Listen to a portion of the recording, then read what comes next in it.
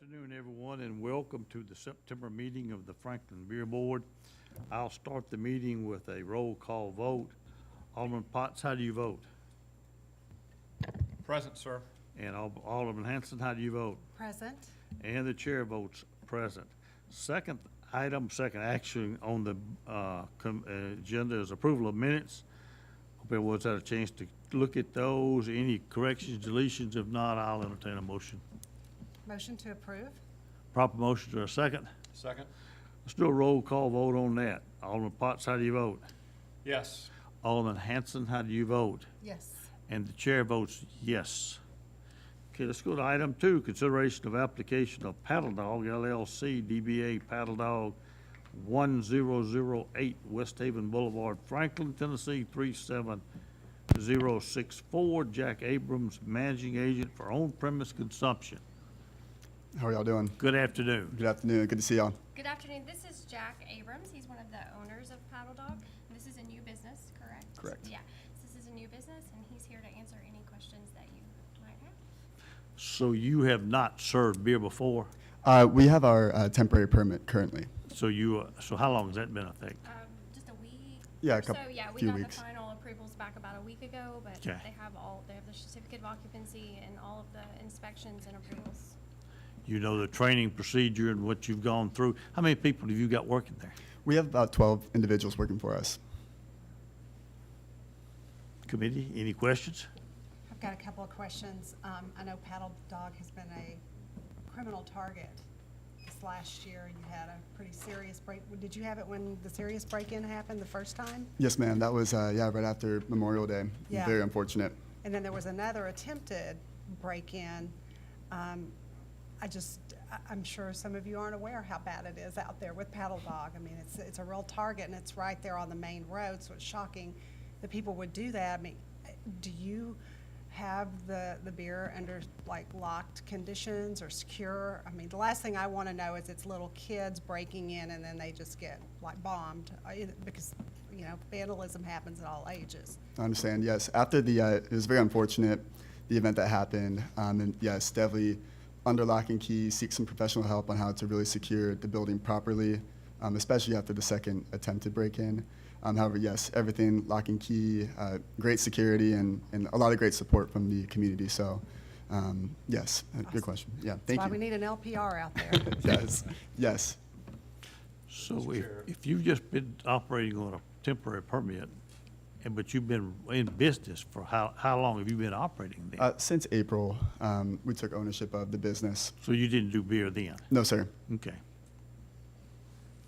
Mr. Chair, I actually have a follow-up. When you say things are going to be under lock and key, what do you mean? Are we talking locked refrigerators? Are we talking locked beer taps? Yep. Cooler for the beer. So we only will be serving cans, and so because of that, the way the cooler comes, able to lock it, keep under lock and key. Cans only. No open taps. No open wells. Anything like that. Yes, sir. Thank you. Yes, sir. Do I hear a motion? Make a motion for approval, sir. Proper motion, is there a second? Second? Let's do a roll call vote. Alderman Potts, how do you vote? Yes. Alderman Hanson, how do you vote? Yes. And the chair votes yes. Great. Thank you so much. Appreciate it. Thanks. Thank you. Item 3, consideration of application of Kokomo West Haven LLC DBA Kokomo Trading Company, 158 Front Street, Suite 100, Franklin, Tennessee 37064. Jason Tucker, managing agent for on-premise consumption. And this is Lauren Johnson, the managing member of Kokomo's, and Rob Henson, the attorney for the business. New business?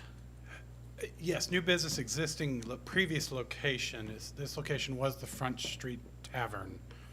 That closed about 8 months ago. It's been over a year. Oh my gosh, it's been about a year. So existing location, just new owners, slightly modified business plan that Mr. Johnson can explain if you also desire. More of like a Caribbean island theme, is how you kind of describe it, called Kokomo, naturally. Yeah, so. Okay. Questions? Well, since you opened it up for sharing the business plan, we'll take the the short version of it. Okay, short version is, it's an island-inspired restaurant, bar, and music venue, live music venue. So we'll continue on with that live music. Part of our history, or my history, is I grew up in the West Indies, and so we're going to bring some of that culture into West Haven, and those that would like to kind of escape back to Key West or 30A or any one of the locations in the song Kokomo. I think we'll try to create that, an immersive environment for that. Excellent, thank you. Have you operated any kind of liquor service before? No, this is my first retail experience. I have worked as a consultant for alcohol beverage companies that are on the manufacturing side. But this would be my first.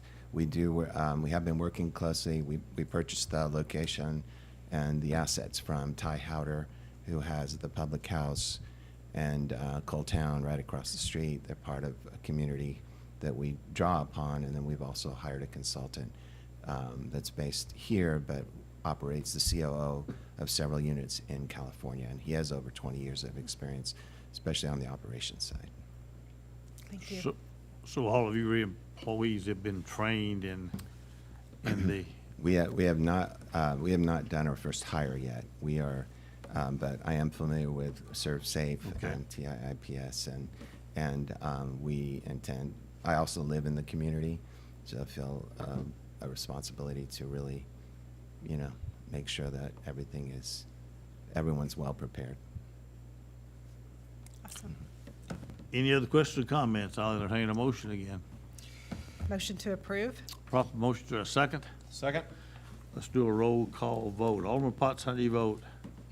Yes. Alderman Hanson, how do you vote? Yes. And the chair votes yes. You have been approved. Thank you. Thank you. Item 4, consideration of application of hard bargain Mount Hope Redevelopment, Inc., DBA 17th Annual HBA Celebration Dinner, 110 Everbright Street, Franklin, Tennessee 37064. Derek Solomon, Managing Agent, for special event. Event date and hour, September the 22nd, 2022, 5 p.m. until 11 p.m. And this is Executive Director Derek Solomon here to talk to us about this event. Well, I'm here for two occasions, or two reasons. One, I'm part of Leadership Franklin, and I need this meeting to be a part. So if Julian Bibb or Paula Harris asked y'all, I was present, right? Okay. It's on Cool. this, you're on TV. Good. you're correct. Good. We on TV? Yeah. Okay. I just want to make sure. I got my tag on. Just want to make sure. All right. All you And gotta then- do is just pull it up for them. Speak close to the mic and you Oh, got it. okay, all right. And then two, yes, we are having our 17th annual celebration dinner, which is basically goes to fundraise for homes for low to moderate income families to reduce some barriers and create some opportunities for them to, for a nice home here in Franklin. And we just actually did our ribbon cutting on the May 2022 for the Steele family, and so we're going to make sure we celebrate them. They actually was at our patron party, so if y'all like to go to Winston Herald on page A2, we are on there. All right. And so the goal is to have some great entertainment. Don Adams Band, they're back again, 13-piece band. We have some great food. Rico from Menu Makers, she's going to be catering all the food, delicious food. And silent auction items. We actually got some early Christmas presents for people who want to come out and make sure your wife got something and you're not at Walgreens at midnight trying to get that card. All right? And so this will be our 17th annual, and we're just trying to raise some funds to buy some land and build some homes.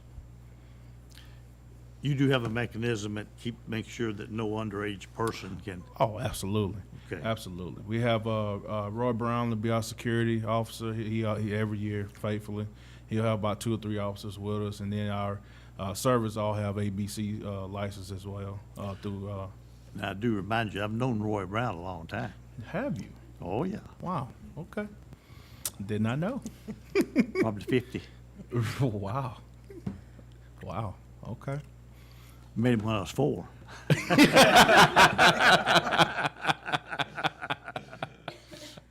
Any other questions? None at this time, just The- good luck. Then I will entertain a motion. I'd like to make a motion for Proper approval, mo- sir. Proper motion, is there a second? Second? Then I'll do a roll call vote. Alderman Potts, how do you vote? I vote yes. And Alderman Hanson, how do you vote? Yes. And the chair votes yes. Thank you so Is much. that an online And- auction too, or just in person? This year we're not doing online. It's Come on, all in Derek. person.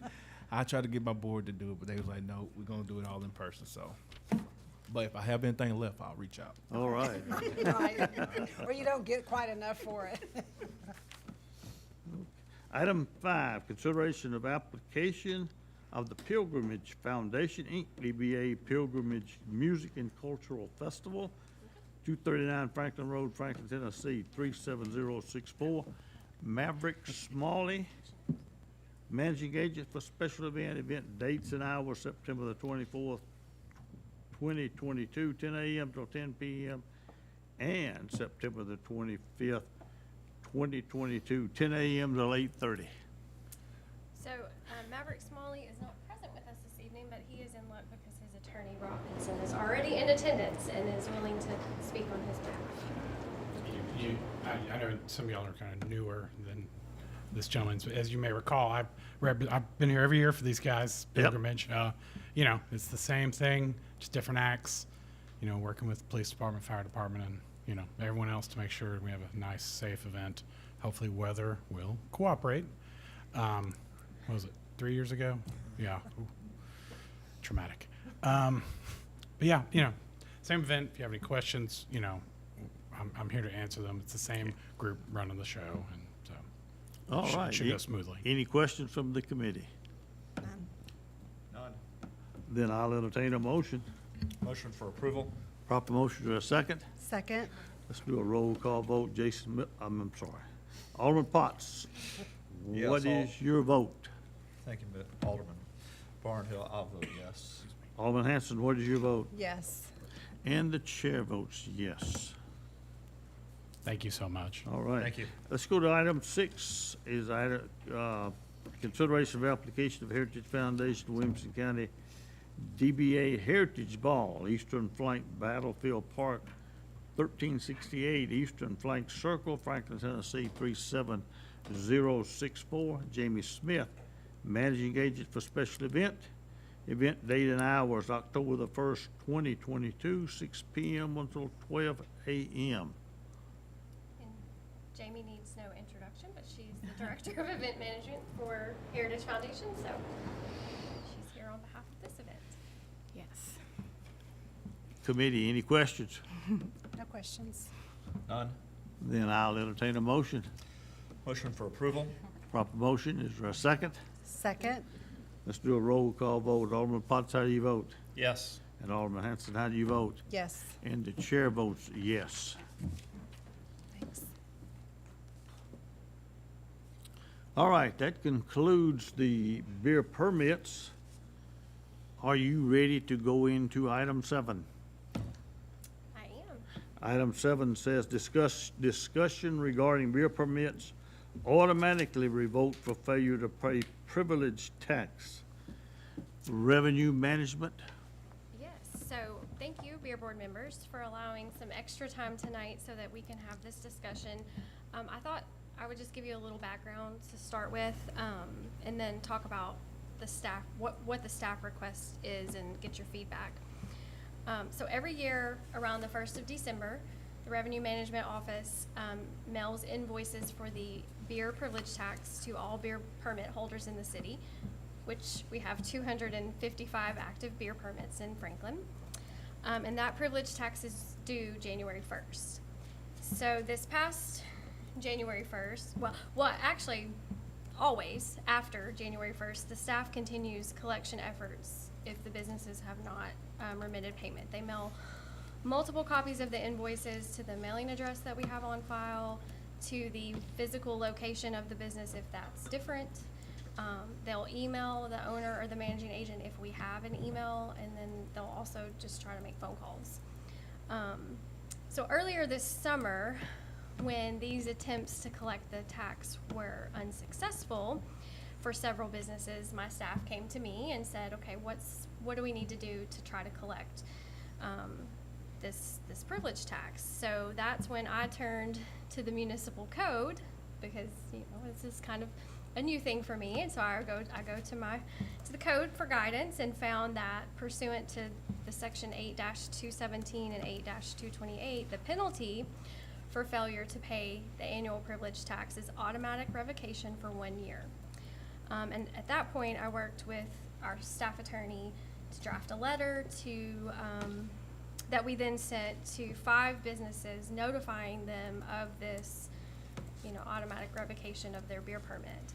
Around that same time, myself, City Administrator Eric Stuckey, Shauna, Christine, and I all met to discuss really kind of the equity of this ordinance. So the annual beer privilege tax is $100. The penalty for late payment is automatic revocation for 1 year.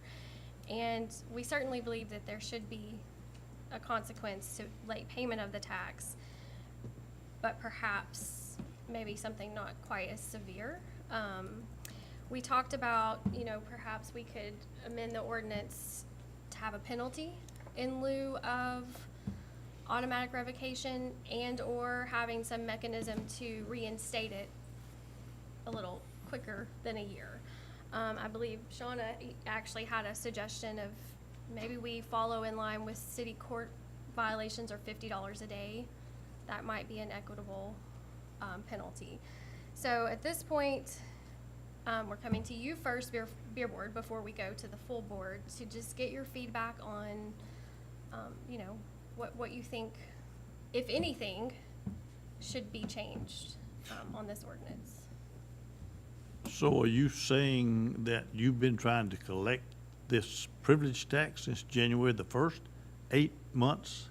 Yes. You've been trying to collect it, these few violators have not paid? Well, yes. As of today, however, we've gotten payment on all but 2 of them. Yeah, I would have too. Yeah, and the 2 that have not paid because they've informed us that they've closed their business. So. But the code says that upon failure to pay on January 1, it's an automatic revocation. And then the code further says that if you have your beer permit revoked, it is revoked for a year. So that seems a little, not equitable when you think about it. Well, and we're not automatically going out on January 1, and they're supposed to remit their permit to us. So someone has to go get it, and we haven't done that. So they've been serving beer since that time and just not paying their tax. Again, the tax is $100.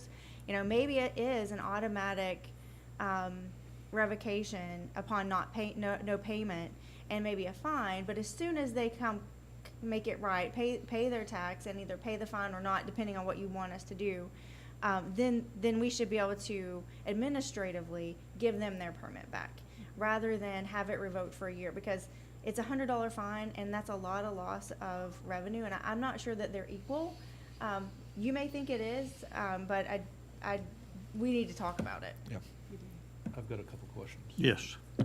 So, Shauna, if I may, so when was that ordinance initially created and We want to passed? say in the 70s, maybe? Yeah. It's been I mean, revoked, A long it's been time ago. changed a couple times, Okay. but it's been in there for a long time. Let's just say it's outside of 5 years. Definitely outside of 5 years, and, I think our staff has done a great job after January 1 of just collecting. I think this year was a weird number of people not paying, and so it brought it to light. Should we look at this? What should we do? And then we found out it's automatic on January 1. So the follow-up question on that is, if this was drafted and passed, if you think it was back in the 70s, I can look. decade plus, and it's okay on the date, I'm more concerned about how has this been addressed in recent years with the violators, and was the ordinance followed to a T in that their beer license was revoked for the full year?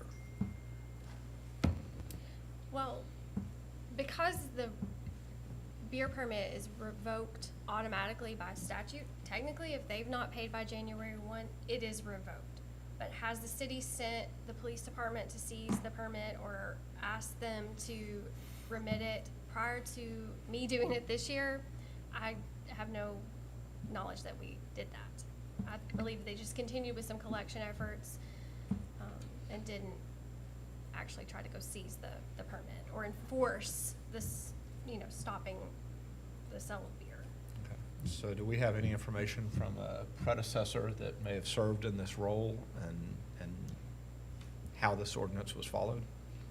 To my knowledge, we haven't ever revoked January 1.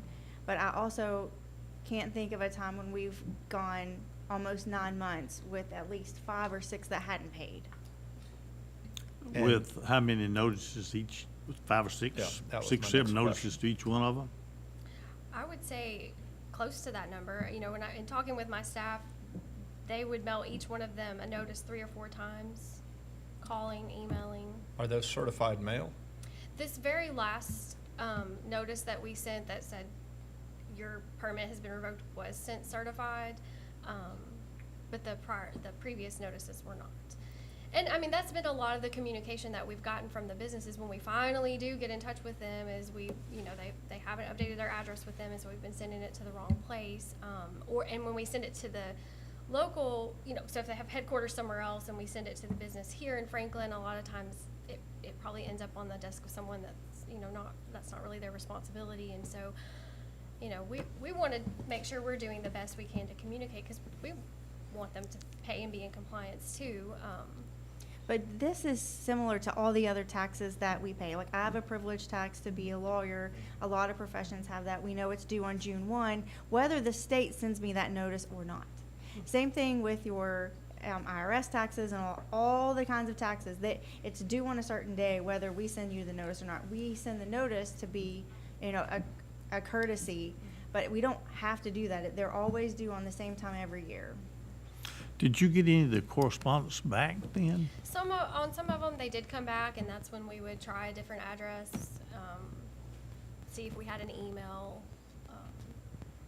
I think we had the most success when we would just keep calling the restaurant and keep asking for a manager, and finally get in touch with a person who had some responsibility that they could then get us in touch with the right So the people. renewal is 100, the new permit's 250. That's the application fee. Okay, The I'm- $100 privilege tax is prorated for new applicants. So I want to just go back to kind of where we got to right now. So if we're mailing or sending mail, you said 4 to 6 times, and then email about the same amount of times. I mean, we could look at notes on different businesses. We've probably done it differently on different ones depending on what contact information we have. But I can safely say for each business, there's been multiple attempts to try to reach them in varying ways. Not necessarily the exact same number for each one, just different attempts. Depending on, does mail come back, or does maybe the mail didn't come back, but we still didn't get payment, so we continue to try. Okay. And so, as we're looking at this, so Shauna, have we ever considered changing this ordinance according to your office? No, and it hasn't really been an issue until now. I don't think to really look at it. Most of the time, I think they come in and pay within the first month or so.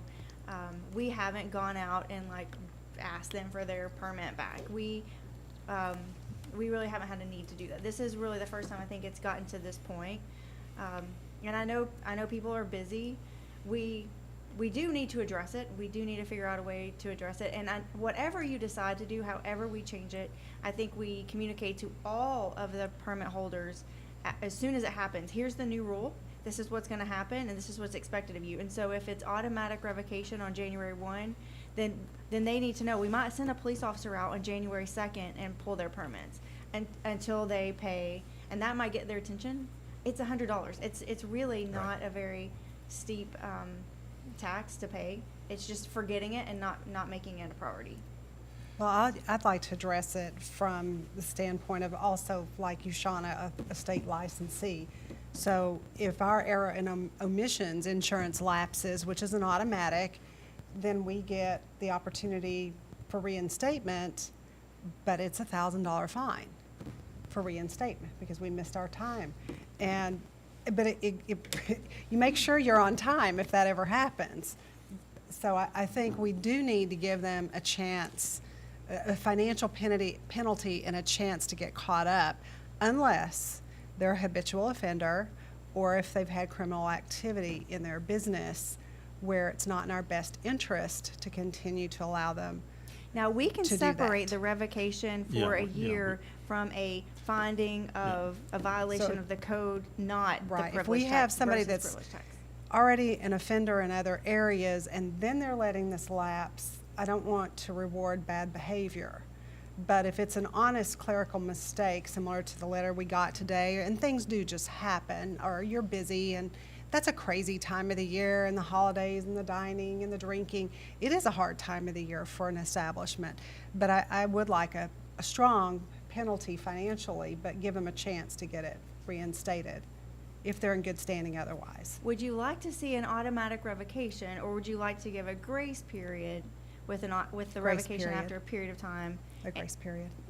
So that's one thing you have to consider. And the second is, do you want also a fine, or a fine only, or not a fine at all? Grace period, then a fine after maybe 30 days. If they're not caught up in 30 days, then maybe a $1,000 fine.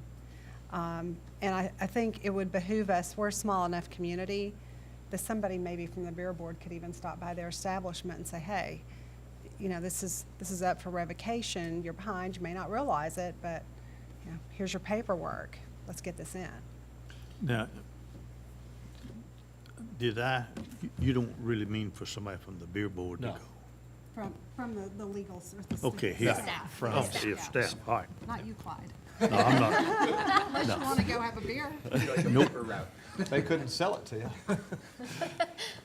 So, Yeah, I think that, I think automatic revocation probably is a little stout on that. I suspect that we've had other, incidences of probably somebody not paying that on a timely basis. I'm just wondering, you just got 3 though, haven't you now? Because 2 of them are out of business. So 3, right? You had 5. We have 3, there are 2 others that we need to research a little closer that may also be out of compliance. There was So you some can't find their confusion check? Yeah, there's some confusion about the date that was written down for what year they were remitting payment on. But we haven't gone any further with them because we knew this discussion was happening tonight, and it felt appropriate to wait and see what the outcome of this discussion was before we continued forward on this path. so I've got a question in regards to these businesses right now that are in this, we'll call it this default status. So from a legal perspective, are we still allowing those businesses to sell their beer right now? We or- can't, we don't know how we can do that because the code is clear that it's a revocation, and after a revocation, it's a year until you can get reinstated. And Oh, that's, okay. we know we have an issue. I think most of you probably have seen, what is it? California Pizza Kitchen. Yes. Email. We know we have an issue. That's why we need to fix it. A penalty is appropriate, but the penalty has to also fit the action or the bad action, and I'm not sure that a year is equal. Okay, agreed on that. And I guess I'm looking at it right now from a process and timeline standpoint. So again, from a legal standpoint, from updating the ordinance, how fast can that ordinance be updated? How many readings does it It's 2. require? It's 2 readings.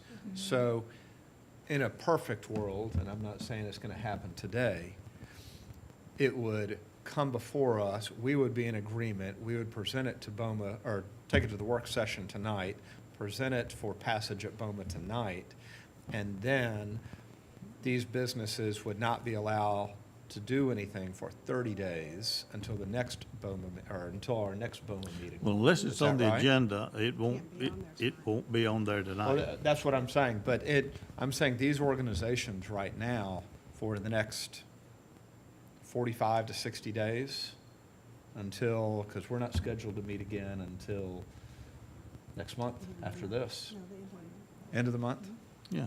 Right, Okay. we are prepared to draft an ordinance and have it ready for the September 27th meeting for first vote. But you are correct that it would have to, that they would be in this revoked permit status until that final passage of it. Look, I mean, there is some sympathy, but that's not, I mean, you got 8 months to pay this thing. You've got multiple notifications. So, I mean, there may be some consideration of have some feelings for them, but I mean, you know, take care of your business. Pretty simple. It's $100. Yeah, and I kind of like an ongoing fine over like a flat one, because if someone pays 2 days late, they would have to pay a really high fine versus someone who pays 6 or 8 months later. And if you don't want to pay your fine and your tax, then you just don't sell beer while we No. wait. And you can get your permit back once you come, you know, come and pay that fine and the tax. And it's kind of up to you. But I really think it's the automatic revocation, or whenever the revocation happens. I don't know if you want automatic or after 30 days, but then I think it needs to be administratively reinstated. So here's why I asked the question about the timeline, is because, Shauna, as you said, this is a very harsh penalty for a $100 tax that has to be paid. And these businesses are now going to be out of selling beer at their location. And Shauna, you did reference, and we did have the email here from California Pizza Kitchen, is now they're going to be out for 60 days, roughly, until we, as a beer board, pass and then present to BOMA. And so that harshness that you're talking about, there's not a fast track to fix this, is what I'm getting at, is there? From a legal standpoint. I mean, to legally fix it, no. Okay. I mean, because it says, when a permit has been revoked, no new permit shall be issued for the sale of beer at the same location until the expiration of 1 year from the date of said revocation. So that would be January 1 of the following year. But to further answer your point, for those who have not paid in January, in all the previous years, we also didn't automatically revoke. So, you know, so legally the code says what it says, and none of us can really, staff has to go with what the code says.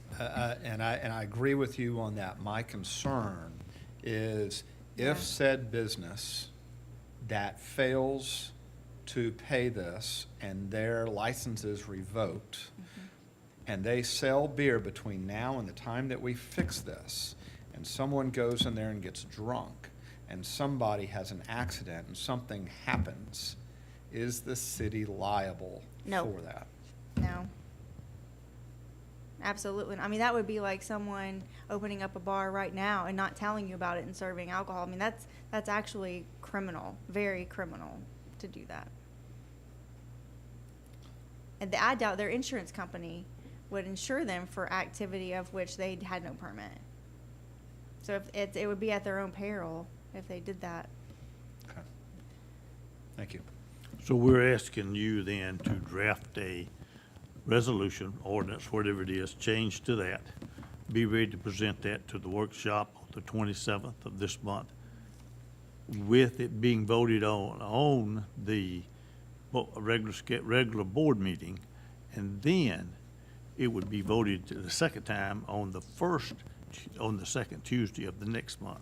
We actually have this on the work session tonight to talk to the Oh, you do? full, to Okay. talk to the full board. So- So you all can share feedback to the full But board not tonight, vote.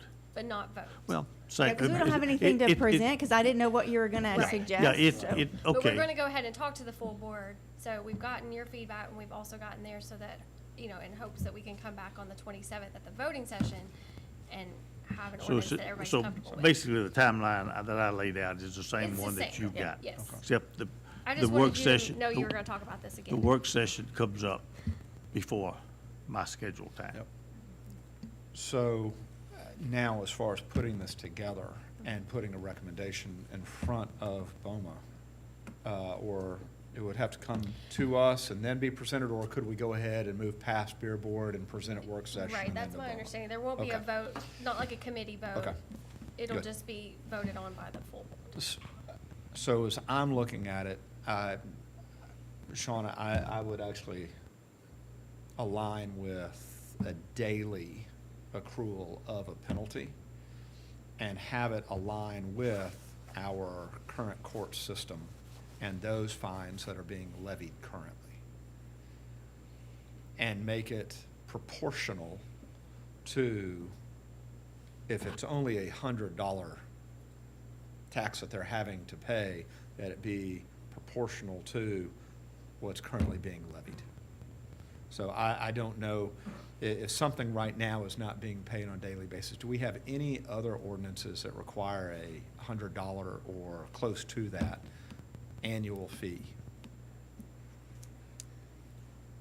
I mean, we have a lot of Business taxes. taxes. Yeah, we have a lot of taxes. I don't know. I don't know if it's a daily, I mean, if you don't pay your property taxes, as soon as you don't pay, you start, the fine and the penalties start day one, Mhm. and they start accruing day one. Same Okay. thing with business That's a tax. monthly Same thing with accrual, business yeah. taxes, starts accruing day one until you pay it. But you're saying maybe instead of $50, because the tax itself is only $100, still have a daily fine, but maybe lower it. Correct. Because that seems a little more equitable. However, if there does need to be more sting to not getting it done, because I don't agree that a business gets, I'm sorry, Alderman Barnhill, that they get busy at the holiday time and they're. Well, they ain't been busy for 8 months. Yeah, they have been. In these particular cases, the penalty, the harshness may actually just have to be, they have to suffer through the time frame until we get this resolved.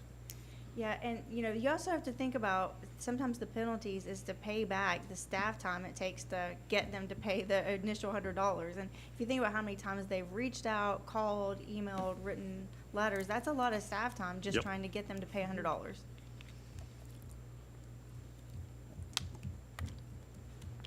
So are you guys thinking 30 days grace period, so the revocation happens on February 1st? If they don't, they get 30 days to make, when would the penalty start? 30, immediately, or would it start after 30 days? I think I'd do it after February the 1st. So February 1st, automatic revocation and penalties. And penalty. You have like a grace period of a month. 1 month grace period. Now, with that grace period, though, I would expect our office to provide certified mail to the business, because in the case of the letters that we received today, they stated that they haven't used that address for years, and now they have a third-party vendor that's handling all of their liquor license renewals across the country. So. But they have to tell us that. Right, they have to tell us that, but if we're sending to the wrong address and it's not certified coming back to us and we don't know that it's wrong, then at the end of that 30-day period, you know, are we still able to, I'd like to know what the process is then. You know, if we're sending the letter, are we now sending a police officer? Are we sending somebody from the court over there to inform them, hand deliver on the subpoena? You know, we're serving you, letting you know this. What would be the process? You were asking, like, how would we envision the process with the new ordinance? Right, if with bad addresses is all I'm getting at. Business is non-responsive to a certified piece of mail. Well, I mean, we would definitely do some due diligence to try to find a better address. I think a lot of it depends on how many businesses we're talking about. If under a new ordinance that says February 1st, you get 30 days, and then February 1st, it's revocation, there's gonna be probably more than 5 businesses, because that early in the year, there's gonna be a lot. That's just my educated guess, that have not paid. It might you know, it might be a little more cumbersome to send every one of those a certified letter or go visit them. 5, we can do that. But we certainly want to go above and beyond. We want them to pay. We don't want to have to send these letters and have these tough conversations that we've had with these businesses this past week. And we're very sympathetic to them, not, you know, the situation that they're in. You know, but we, like Shauna said, they have to tell us. We can only reach out to the addresses and phone numbers that we have. You know, when I did a Google search and tried to find, you know, better addresses. So there's a balance between, you know, working hard and going above and beyond, which we certainly want to do, and then being able to manage depending on the number of businesses we're talking about. So do you send out a notice prior to January the 1st, or do you? Yes, the So staff wh- sends it around the end of November, 1st of December. So they have a 30-day. So they got 30 days there. Right, they So do. they still didn't come in and pay by the 1st. Then we give them another 30 days to come in and pay. And then we're gonna revoke their beer license on February the 1st and start fining them daily. I don't have a problem with that. Yeah, they do get a lot of notice, and, you know, Yeah. if I were to move, the, you know, state doesn't really care. I know that June 1 is the day I have to pay that $400, and if I Mhm. don't pay it, then I'm in trouble. And that's kind of how that works, so. All right, you gonna do that, Tim? We'll do that. Have you figured out what the daily fine is? Well, we get another chance to talk to you guys at 5 and Yeah. see if if you guys have an idea. It's really kind of your call, or, you know, whether we do it at all is your call. I might be in favor if you just look at it, it's either 5% or 10% of what the actual, you know, tax is. If it's $100, then it's $5 a day or $10 a day. I really don't think the fine gets it. I think it's the revocation is what gets it. And if we have a process, I would suggest at that point, if you're gonna revoke on February 1 for failure to pay, we go get the permit. Okay, yeah, I'm not, yeah, I have no problem with that. And who is responsible then for getting the permit? Well, we would ask for assistance from our police department for that. I would be I would a think- little I uncomfortable would- sending my staff I to would do think that. that's where you should go. So, Okay. And I am curious, because you said by February 1st, you know, there's probably gonna be a large number. Do you remember this year, how many that there were? I don't remember that at that point in the year, but in June, we sent 23 letters. That's good. That's a wake-up call. And I think we can educate, like so as soon as the ordinance passes, I think we can send notice to all of the permit holders and let them know this is the process. No. Revocation will educate. Well, we thought it would this time. I think that was kind of the thought. Yeah, we didn't get the quick initial response that we expected. We kept reaching out, and we did finally get in touch with them and did get quick response then. But of course, we weren't sending anyone out to actually seize it. That will certainly get their attention. And how many licenses are there out there right now? 255 active beer permits.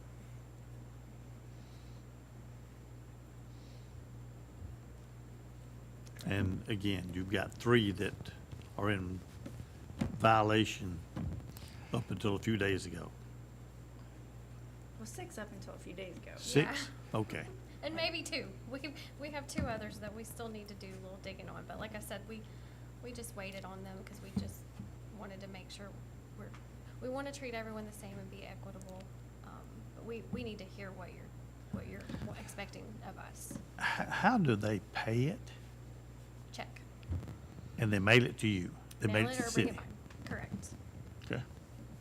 And we want to offer online payment too. That's something that we've talked about with staff. That'll make it easier and maybe solve a lot of the problems if they can pay online. So that's a goal of ours. Have you heard from any of those that were non-compliant, like anecdotal feedback saying, man, I'd paid a $500 fee as opposed to Oh, yeah. having it replaced. We- What have you heard? Yeah, we had two in the office today. Casa Jose Mexican Restaurant was in the office today, and California Pizza Kitchen, and they both,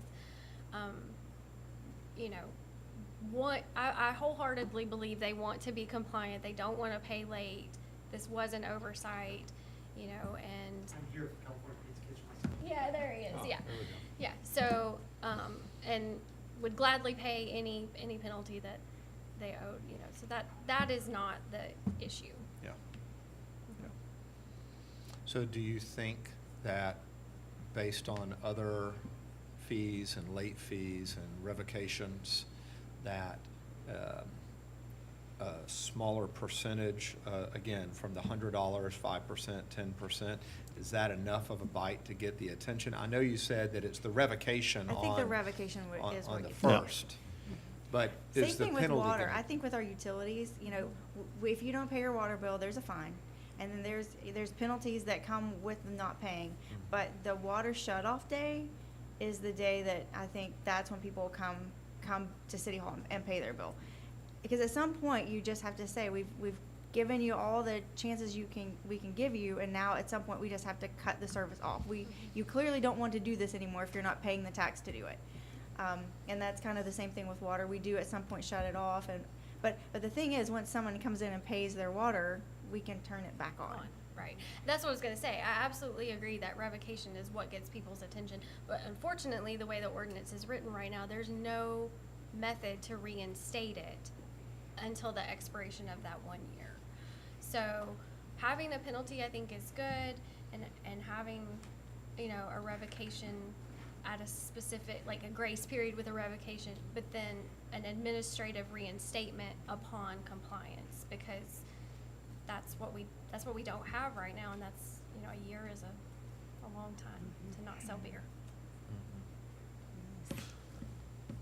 Since this item is coming back up on the workshop in a few minutes, would you like to wait for that workshop and just hear this again? And if you hear it again, you're gonna hear 5 other opinions also. So I would, yeah, thank you. I would if I was you, but, okay, so you're gonna hastily put those notes together for a presentation in a few minutes, or you've got what you wanna do? I think we got it. I got it? Good enough. Yeah, I think we got it. The hastily part's gonna be putting together the ordinance itself, but we can do this. So let me ask this question. Should there be, and Clyde, to your point about from January 1 to February 1, you know, that's when you're paying your late fees. Should there be, or are you recommending after February 1st, after revocation, they're gonna have to pay the $100, or is it an additional fee on top of what they have accumulated over the daily fine? Is there a $250 charge as opposed to the $100? I didn't foresee it that way. My thought was $100. $100 is the tax that they owe, Okay. and then a fine that accrues every day. And you decide when you want to start that, either January 1 when it's due, or February 1 after a grace period. And no other financial, Stipulation? yeah, nothing Okay. else other than that. And the point of the tax is to say, we still want to do this thing. We are still interested in providing beer, and our beer permit is still active. It's almost like it's not really like a reinstatement fee, but it kind of is, saying I still want to be able to sell beer, and I'm paying my tax to do it. Most of them, when they call, and you know, a lot of the businesses call and they get the invoice and they wanna make sure they understand, they call it their renewal. Yeah. You know, I wanna make sure I pay my beer permit renewal. You don't really have to renew your beer permit. When you have it, unless it's revoked. But that's the It kinda point is of like it. that. It kinda is. Yeah. Exactly. It's telling us they want to keep doing it. 30-day probation? That sounds good to me. When do you want to start the penalty? You want to start on January the 1st at 10%, or do you want to start on February 1st at 10%? That's the only thing I would, that's the only other, also February 1st. I'm also fine with that too, yeah. Any other questions or comments to come before the beer board? Yep, and then we'll hear what everybody else has to say, and then we'll draft something. If y'all need somebody to get the permit, I'll go